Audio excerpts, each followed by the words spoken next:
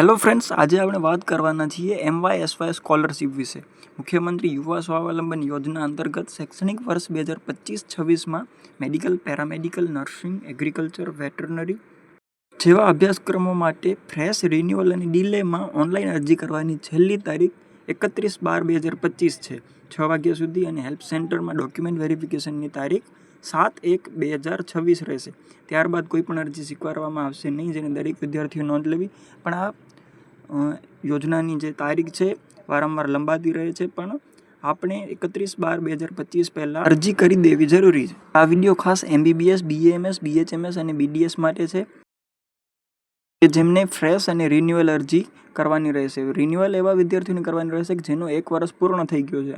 અહીં નીચે ડોક્યુમેન્ટ આપેલા છે, એ તમે જોઈ શકો છો કે જે પ્રથમ વર્ષે અરજી કરતા હોય તેવા વિદ્યાર્થીઓ માટે લેટર પેડ જોડવાનો રહેશે.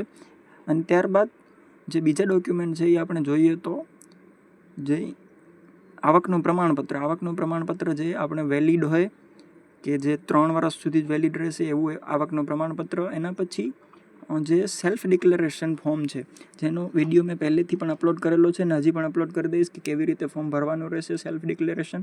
પછી રિન્યુઅલ અરજી માટે જે લેટર પેડ જોડવાનું રહેશે તે નીચે મુજબનું રહેશે, જે તમને પ્રિન્સિપલ ઓફિસમાંથી મળી રહેશે. અને ત્યારબાદ કે જે એનેક્સર 7 છે એ સહાય પરાદ કરવા માટે, જે આપણા માટે જરૂરી નથી. પછી એનેક્સર 9માં જે લખેલું છે કે જે સેલ્ફ ડિક્લેરેશન રહેશે એ પણ જોડવાનું રહેશે, જે તમે તમારા કોલેજમાંથી તમને મળી રહેશે.